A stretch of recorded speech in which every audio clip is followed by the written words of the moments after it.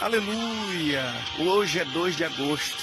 Eclesiastes capítulo 9, um resumo diz: tudo sucede a todos, ao justo e ao pecador, ao que serve e ao que não serve, ao que sacrifica e ao que não sacrifica a Deus.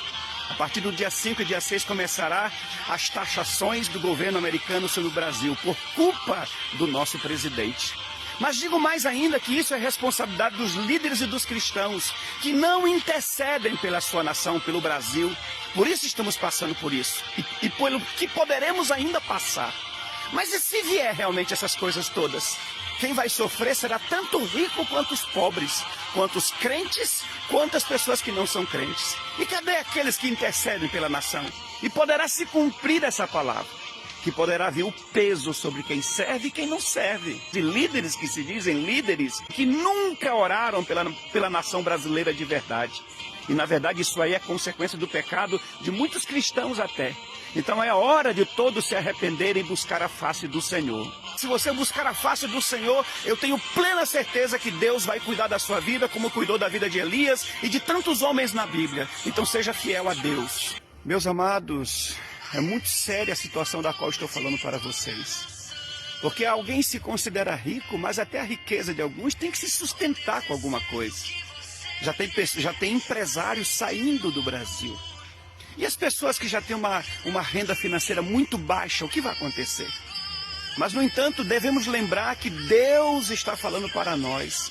Se o meu povo que se chama pelo meu nome orar, então Deus está dizendo que a responsabilidade é dos que se dizem ser servos. Se orar, se arrepender, se converter dos seus maus caminhos, porque está todo mundo vivendo, a maior parte dos líderes principalmente, vivendo uma vida errada, são mercenários, gananciosos. Mas se esses se arrependerem e orar, Deus está dizendo que poderá sarar nossa nação, mudar a nossa vida e curar, libertar a nossa nação desse governo que aí está. É por essa razão, queridos, que eu sempre estive tentando motivar as pessoas a ler a palavra, a orar, a buscar, a se render diante de Deus, para que todo mundo possa criar uma fortaleza espiritual dentro de si. Quando eu digo para as pessoas orarem, ler a palavra de Deus, buscar ao Senhor, é para si mesmo, é para fortalecer a sua própria vida espiritual. Como eu sempre tenho dito, para que no dia mau você tenha condições de estar de pé, firme na presença de Deus. E consequentemente, buscando ao Senhor, estando diante dEle, Deus será o socorro bem presente na nossa vida. Deus nos dará o suporte, Deus nos fortalecerá, Deus nos abençoará, Deus cuidará de tudo, Deus suprirá tudo. E acima de tudo, Deus ouvirá as nossas orações, porque está escrito: a oração de um justo pode muito em seus efeitos. Então busque ao Senhor, para Deus te guardar e abençoar a nação. E a palavra de Deus vem nos dizer, meus queridos, em Malaquias, claramente, e mais uma vez se saberá a diferença entre quem serve a Deus e quem não serve. Ou seja, Deus está deixando bem claro que virão dias onde a fé de cada pessoa será testada, a fé de cada um será provada.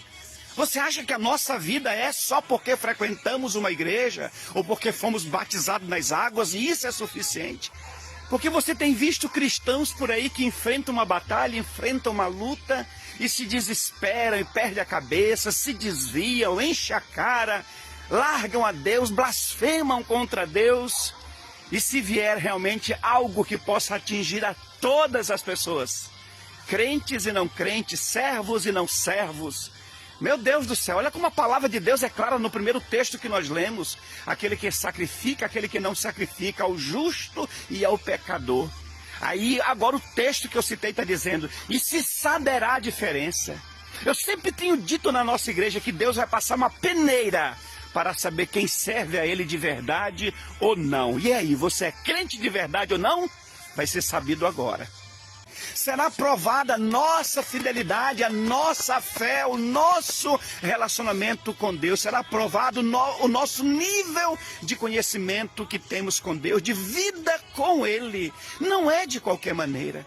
E eu digo para vocês, vocês têm realmente uma estrutura espiritual forte que pode suportar qualquer coisa que pode acontecer no mundo e principalmente no Brasil. Então se fortaleça buscando ao Senhor. E a palavra quando diz assim, o que sucede a um, sucede ao outro, ao rico, ao pobre e assim por diante, evidentemente que em questões financeiras, alguns que têm um poder aquisitivo suportarão algumas coisas. Mas nós estamos falando aqui em níveis espirituais. Fortaleza interior, fortaleza psicológica, emocional.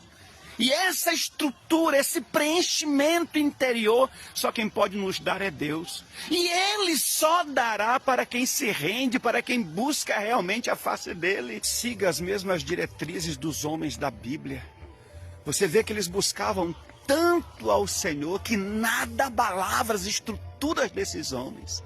Vendo ali a fornalha de fogo, não havia desespero, não havia temor, porque eles viviam na presença de Deus. Vou dizer de novo, viver na presença de Deus te sustentará, meu amado, te manterá de pé.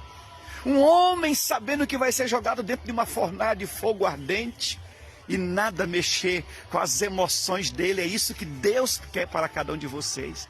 Hoje nós estamos começando o nosso primeiro dia de 12, são 4h25 da manhã, e você vê um monte de pessoas descendo do monte, pessoas que querem estar na presença do Senhor. E eu continuarei dizendo, aonde você puder buscar o Senhor, busque, e o Senhor te ouvirá e te fortalecerá.